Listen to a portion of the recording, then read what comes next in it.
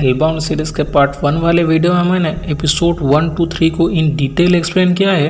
अगर आपने उस वीडियो को अब तक नहीं देखा तो आई बटन एंड डिस्क्रिप्शन दोनों जगह लिंक प्रोवाइड की है, वहां से आप उन्हें देख सकते हैं। तो पार्ट 1 वीडियो के अंत तक हमने देखा था कि द न्यू ट्रूथ के चेयरमैन जुंग की भविष्यवाणी हुई थी और वो मारे गए थे, लेकिन मरने से पहले उन्होंने अपने ऑर्गेनाइजेशन के लिए एक नया चेयरमैन ढूंढ लिया था। एरोहेड के मेंबर्स ने सोडो फार्म के डायरेक्टर मिस मिन को मारकर कहीं दूर फेंक दिया था और वो 3 दानव जो इंसान की भविष्यवाणी कर उन्हें मार देते थे, इसके पीछे के राज को हम नहीं जान पाए। द न्यू ट्रूथ ऑर्गेनाइजेशन ने इसे ईश्वर की मर्जी का नाम दिया था, लेकिन पार्ट 1 के अंत तक हमें पता चल चुका था कि ये पूरी तरह से रैंडम प्रोसेस थी, जो कि एक छोटे बच्चे से लेकर एक बूढ़े इंसान के लिए कभी भी हो सकती थी। इसके पीछे ईश्वर का ना ही कोई हाथ था और ना ही उनकी मर्जी। यहाँ तक तीनों एपिसोड खत्म हो चुके थे, अब स्टोरी आगे।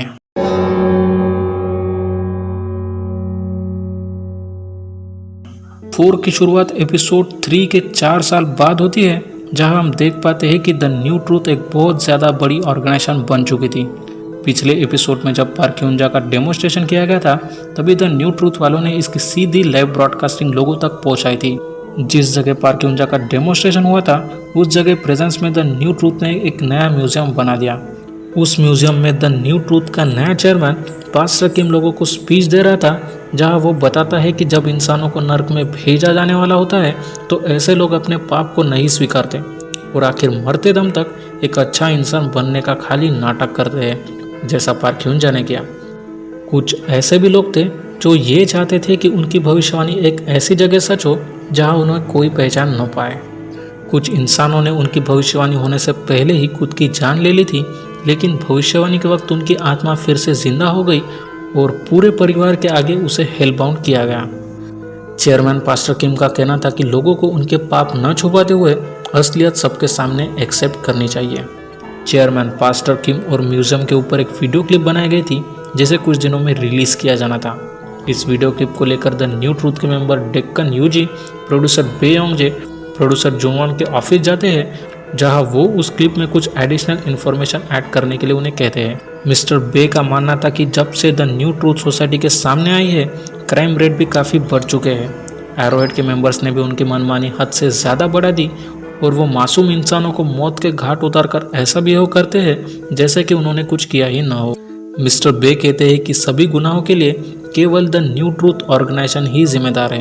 द न्यू ट्रूथ के मेंबर्स ऐसी बातें सुनकर चुप हो जाते हैं और वो मिस्टर बे को क्लिप एडिट करने के लिए कहते हैं और वो यहाँ से चले गए थे। At this point as a viewer हमें पता चलता है कि मिस्टर बे के वाइफ की डिलीवरी हुई थी और उन्होंने एक बेबी को जन्म दिया था। मीटिंग के दौरान प्रोड्यूसर जोन बहुत स्ट्रेस में था और मीटिंग खत्म होते ही वो मिस्टर बे से रिक्वेस्ट करता है कि उसे अर्जेंटली अपनी वाइफ के साथ कहीं बाहर जाना है। मिस्टर बे जोन को छुट्टी लेने से रोकते हैं, लेकिन प्रोड्यूसर बे की बातों को टालकर जोन ऑफिस से चला गया था। जुवॉन के डेस्क पर सोडो लोन का कार्ड मिस्टर बे को पड़ा मिलता है और इसके पीछे यानपिंजे फिशिंग स्पॉट लिखा था। सारे दिन का काम खत्म करके जब मिस्टर बे उसकी वाइफ से मिलने हॉस्पिटल जा रहे थे, तभी जुवॉन के वाइफ का उसे कॉल आता है। वो बताती है कि जुवॉन सुबह से अब तक घर नहीं लौटा है और कुछ समय पहले ही उसे एक स्ट्रेंजर का कॉल आया था और उसने उसे उन पैसों को लौटाने को कहा जो जुवॉन ने उनसे उधार लिए हैं। जुवॉन के वाइफ को उसके हस्बैंड की काफ़ी चिंता हो रही थी और वो चाहती थी कि मिस्टर बे किसी तरह उसके हस्बैंड को ढूंढ लाए। मिस्टर बे जुवॉन को ढूंढने के लिए यांगपिंजे फिशिंग स्पॉट पर गए थे और वहाँ काफ़ी ढूंढने के बाद आखिर उन्हें जुवॉन मिल जाता है।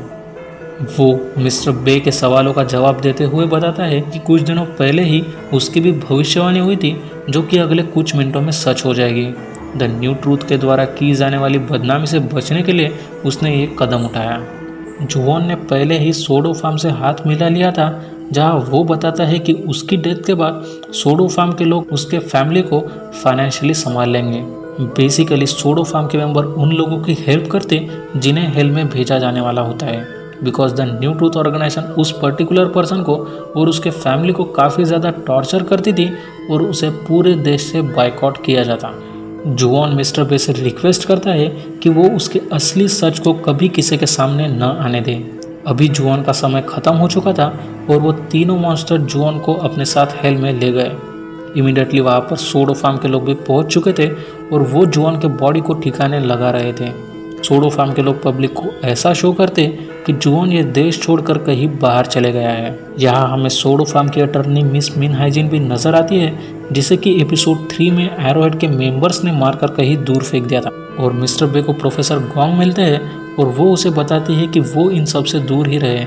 अभी मिस्टर बे को इंजेक्शन देकर बेहोश कर दिया गया था और अगली सुबह पुलिस और न्यू ट्रूथ मिलकर जुओन के डेथ के लोकेशन पर इन्वेस्टिगेशन कर रहे थे। तभी डेकरन यूजी को सोडो लोन का कार्ड वहाँ पर पड़ा मिलता है। सेम मॉर्निंग जब मिस्टर बे को होश आता है तो वो खुद को एक अलग जगह पर पड़ा देख पाता है। तुरंत वो उसकी वाइफ और बच्ची से मिलने हॉस्पिटल गया था, लेकिन वहाँ पहुंचकर भी उसे एक शॉकिंग न्यूज़ मिलती है। उसकी वाइफ बताती है कि डिलीवरी के बाद जब वो पहली बार उसके बेबी से मिलने ऑपरेशन थिएटर गई थी, जहाँ उस एंजल ने उस बेबी को बताया कि 3 दिन बाद ठीक 9:30 बजे उस बेबी को हेल में भेजा जाएगा। डिग्री मिलने वाली बात से मिस्टर बे की वाइफ बहुत ज़्यादा परेशान और हैरान थी, क्योंकि चंद घंटों पहले जन्मा हुआ बेबी आप करना तो दूर उसके बारे में सोच भी नहीं सकता। इसके बाद अगले दिन द न्यू ट्रूथ ने किम योन सुक नाम का नया बकरा ढूंढ लिया था और उस इंसान ने भी कबूल कर लिया था कि उसकी भविष्यवाणी 6 दिन बाद सच होने वाली है। द न्यू ट्रूथ के मेंबर किम के घर पर भविष्यवाणी को लेकर क्वेश्चनिंग कर रहे थे, तभी डेकरन यूजी को सोडो लोन का कार्ड उसी के घर पर पड़ा मिलता है। ये सेम वैसा ही कार्ड था जैसा कि उन्हें यांग पिंजे फिशिंग स्पॉट पर पड़ा मिला। खैर 6 दिन पहले जो भविष्यवाणी हुई थी वो आज ही के दिन थोड़े समय बाद सच होने वाली थी। द न्यू ट्रूथ के लोग और उनके नए चेयरमैन पास्टर किम उस पीड़ित इंसान और उसके फैमिली की काफ़ी इंसल्ट करते हैं और इसके बाद डेमोन्स्ट्रेशन शुरू किया जाता है। अचानक लाउड बूम जैसी आवाज़ आती है और वो 3 मॉन्स्टर उस इंसान को मारकर अपने साथ हेल में ले गए। और इस इंसिडेंस के बाद द न्यू ट्रूथ ने उनकी एक मीटिंग बुलाई, जहां उस मीटिंग में सोडो फार्म के खिलाफ मिले सारे सबूत डेकरन यूजी ने उनके नए चेयरमैन पास्टर किम को दिखाए। द न्यू ट्रूथ को भी पता चल चुका था कि इसके पीछे मिस मिन हाइजिन और सोडो फार्म का ही हाथ है और वो लोग सोडो फार्म के पीछे हाथ धोकर पड़ चुके थे। वहाँ प्रोड्यूसर बे अपनी दुखद समस्या लेकर प्रोफेसर गोंग के घर गए थे और वहाँ उन्होंने उनसे अपने बेबी को डिग्री मिलने वाली बात की। प्रोफेसर गोंग बताते हैं कि मिस्टर बे के दर्द को वो अच्छी तरह समझते हैं, क्योंकि जब प्रोफेसर गोंग की बेटी केवल 10 साल की थी तो उसकी भी भविष्यवाणी हुई और वो मारी गई। प्रोफेसर गोंग ने उनकी 10 साल की बेटी को खोया था और बस वो ही इस सच को जानते थे। प्रोफेसर गोंग प्रोड्यूसर बे की हेल्प करना चाहते थे और वो उसे मिस मिन हाइजिन के घर ले गए। मिस मिन हाइजिन प्रोफेसर बे को सुझाव देते हुए बताती है कि अगर वो लोग बेबी के डेमोन्स्ट्रेशन वाले वीडियो को लोगों को दिखाए तो लोगों का भी द न्यू ट्रूथ के ऊपर विश्वास नहीं रहेगा और ना ही कोई उन्हें फॉलो करेगा, बिकॉज 2-3 दिन पहले जन्मा हुआ बेबी पाप नहीं कर सकता and that's is universal truth. पहले तो मिस्टर बे इस बात पर भड़क जाते हैं क्योंकि वो अपने बेबी को किसी भी तरह से बचाना चाहते थे, लेकिन इस बात पर थोड़ा और सोचने के बाद वो इस बात से राजी हो चुके थे। इसके बाद प्रोफेसर गोंग और मिस्टर बे अपने अपने घर चले गए, लेकिन घर पहुंचने से पहले बीच सड़क पर द न्यू ट्रूथ और एरोहेड के मेंबर्स ने प्रोफेसर गोंग को पकड़ लिया था और उनकी बुरी तरह से पिटाई की और उन्हें किडनैप करके न्यू ट्रूथ के हेडक्वार्टर ले आए। द न्यू ट्रूथ के लोगों ने सोडो फार्म के मेंबर जिनबे को भी ढूंढ निकाला था, बिकॉज जिनबे ने ही जुनवन के वाइफ को पैसों के लिए कॉल किया था। द न्यू ट्रूथ के लोग अच्छी तरह जानते थे कि ये कॉल मिस मिन हाइजिन के कहने पर सोडो फार्म ने ही किया था। एरोहेड के मेंबर जिनबे के घर गए, उन्होंने उसे, उसकी वाइफ और उसके बच्ची को बहुत बुरी तरह मारा और उन्हें भी उठाकर न्यू ट्रूथ के हेडक्वार्टर ले गए। उसी हेडक्वार्टर में प्रोफेसर गोंग और जिनबे को जिंदा जलाकर मारा गया और एरोहेड के मेंबर्स ने प्रोफेसर गोंग की कार से जीपीएस हिस्ट्री ट्रेस कर ली और वहां से उन्होंने मिस मिन हाइजिन के एड्रेस को ढूंढ निकाला। अब वो लोग मिस मिन हाइजिन के घर भी पहुंच चुके थे और एरोहेड के मेंबर्स ने ऑलमोस्ट मिस मिन हाइजिन को पकड़ ही लिया था, लेकिन वो किसी तरह अपनी जान बचाकर भागने में कामयाब हो जाती है।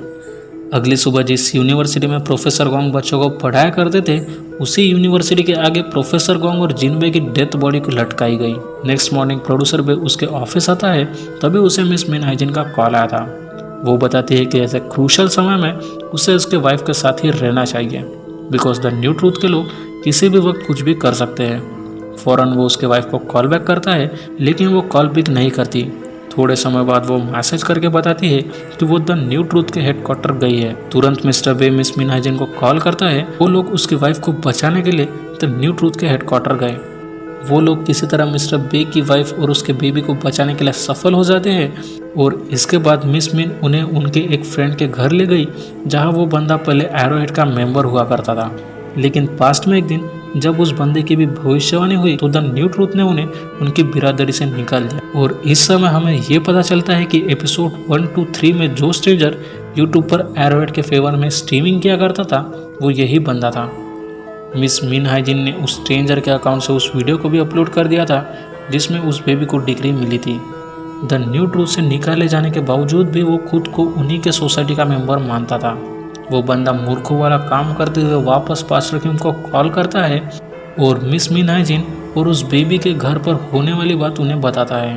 एट दिस पॉइंट हमें ये पता चलता है कि उस बंदे की भी भविष्यवाणी उस छोटे बेबी से ठीक 2 मिनट बाद ही सच होने वाली है।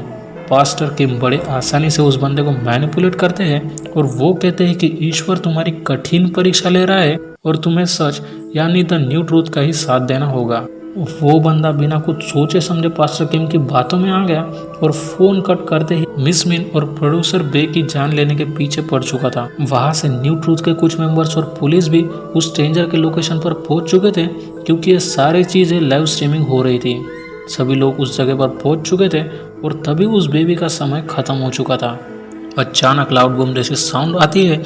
मिस्टर बे और उसकी वाइफ अपने बेबी को बचाने की पूरी कोशिश करते हुए एक दूसरे को कस के पकड़ लेते हैं और वो तीनों मॉन्स्टर ने प्रोड्यूसर बे, उसकी वाइफ और उसके बेबी को जलाकर मार दिया था। हैरानी की बात ये थी कि वो बेबी इस होल इंसिडेंट से सेफली सर्वाइव कर लिया था। द न्यू ट्रूथ के मेंबर्स, पुलिस और एरोहेड सभी लोग उस लोकेशन पर पहुंच चुके थे जहां से स्ट्रीमिंग की जा रही थी। वो स्ट्रेंजर उस छोटी बच्ची की भी जान लेने की कोशिश करता है लेकिन मिस मिन हाइजिन उस बच्ची को बचा लेती है। अभी उस स्ट्रेंजर का भी समय खत्म हो चुका था और वो तीनों मास्टर उस बंदे को अपने साथ हेल में ले गए। इस इंसिडेंस के साथ लोगों को भी पता चल चुका था कि हेल में भेजने वाली बात टोटली रॉन्ग है और इससे ईश्वर का कोई भी ताल्लुक नहीं है। लोगों को भी पता चल चुका था कि द न्यू ट्रूथ ने मासूम लोगों के साथ छल किया है और उनकी बनाई पूरी थ्योरीज बेकार है। वहाँ पर खड़े डेकरन यूजी को यह सब देखकर काफ़ी गुस्सा आ गया था और उसने एक बूढ़े आदमी को खूब पीटा। पुलिसेस भी वहाँ पर खड़ी थी और उन्होंने डेकरन यूजी को अरेस्ट कर लिया था। मिस मिन हाइजिन उस बेबी को लेकर वहाँ से चली गई थी और इसमें एक अननोन टैक्सी ड्राइवर ने उनकी हेल्प की। हेलबॉर्न सीरीज के 6 एपिसोड यही खत्म होते हैं लेकिन एपिसोड खत्म होने से पहले हमें एक ज़बरदस्त ट्विस्ट देखने को मिलता है। दरअसल सेकंड एपिसोड में जिस पार्क यूंजा का डेमोन्स्ट्रेशन हुआ था उसके डेड बॉडी को एक म्यूजियम में रखा गया। अभी उसकी डेड बॉडी धीरे धीरे हिलने लगती है और उसी डेड बॉडी से वो वापस जिंदा हो गई, मानो जैसे उसका पूर्ण जन्म हो चुका हो। जब भी हेलबाउंड सीरीज का सीजन 2 आता है ज़रूर मैं उसके ऊपर एक वीडियो बनाऊंगा। ऐसे ही हॉरर जॉनर से जुड़ी सारी वीडियो देखने के लिए सब्सक्राइब कीजिए हमारे चैनल स्केरी सुमित टीवी को। मैं मिलता हूँ आपसे नेक्स्ट वीडियो में। Till then take care and bye bye.